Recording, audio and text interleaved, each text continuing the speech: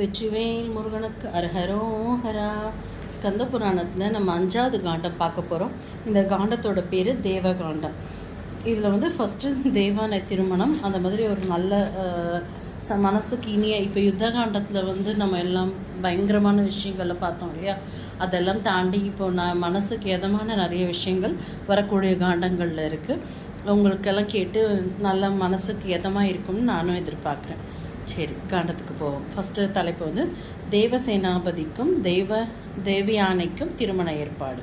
சூரபத்மனை சம்ஹாரம் செய்து தேவர்களால் வணங்கி நமஸ்கரிக்கப்பட்ட முருகப்பெருமான் தமக்கு முன்பாக இருந்த வீரபாகுவை நோக்கி, வீரனே, அசுரனுடைய சிறைச்சாலையில் அடைப்பட்டிருக்கும் ஜெயந்தன் முதலான தேவர்களை விடுவித்து விரைவில் இங்கே அழைத்து வா என்று கட்டளையிட்டார்.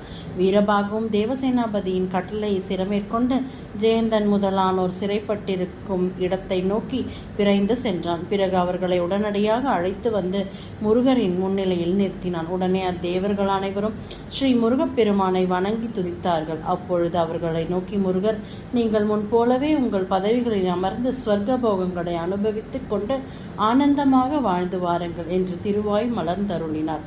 உடனே ஜெயந்தனும் மற்ற தேவர்களும் முருகப்பெருமானின் அருகில் இருந்த தேவேந்திரனை வணங்கினார்கள். இந்திரனும் அவர்களை கட்டி தழுவி தனது மகிழ்ச்சியை தெரிவித்துக் கொண்டு வார்த்தையாடினான். அப்பொழுது யுத்த களத்தில் முன்பு செத்து கிடந்த பூதர்களையும் வீரர்களையும் சுப்பிரமணிய பெருமான் உயிர்ப்பித்து கொடுத்தார்.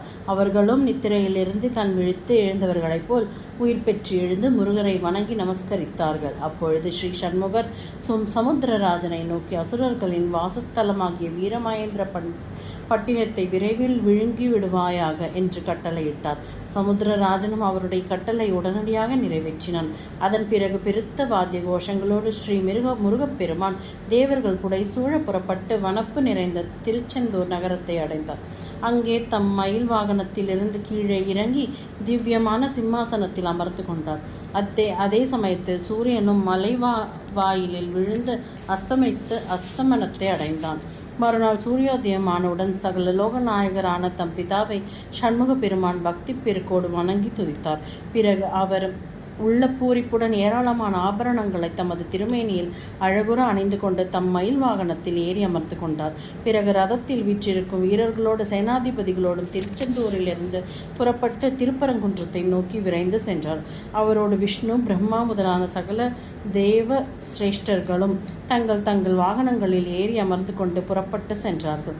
அவர்களோடு குடைகளும் சாமரங்களும் கொடிமரங்களும் வாத்திய கோஷங்களும் புடை சூழ்ந்து சென்றன. வேத கோஷ முழக்கங்களோடு முனிசிரேஷ்டர்கள் முருகரின் பெருமையை புகழ்த்தி ஸ்துதி செய்தார்கள். கிண்ணர்கள் செவிக்கு இனிமையாக கானம் இசைத்தார்கள். இத்தகைய ஆரவாரங்களோடு ஸ்ரீ குகப்பெருமான் திருப்பரங்குன்றத்தை வந்தடைந்தார். அப்பொழுது முன்பு ஒரு சமயம் சாபத்தினால் மீன் வடிவத்தில் வசித்து வந்த 6 முனிவர்களும் பிரம்மா முதலிய தேவர்களும் முருகப்பெருமானை நோக்கி, தேவர்களின் நாயகரே, இந்த திருப்பரங்குன்ற மலையில் தாங்கள் தங்கியிருந்து தங்களை எல்லாம் மகிழ்ச்சி கடலில் ஆழ்த்த வேண்டும் என்று வேண்டிக் கொண்டார்.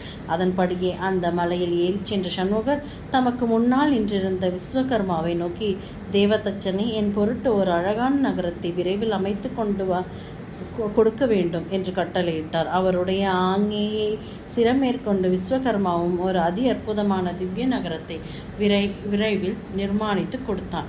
அந்த அழகு நிறைந்த பட்டினத்தை கண்டு அகமிக மகிழ்ந்த தேவசேனாபதியான முருகர் அந்த பட்டினத்தின் நடுவில் அமைந்திருந்த தன் அரண்மனையினுள் பிரவேசித்து திவ்ய சிம்மாசனத்தில் சென்று கம்பீரமாக அமர்ந்து கொண்டார்.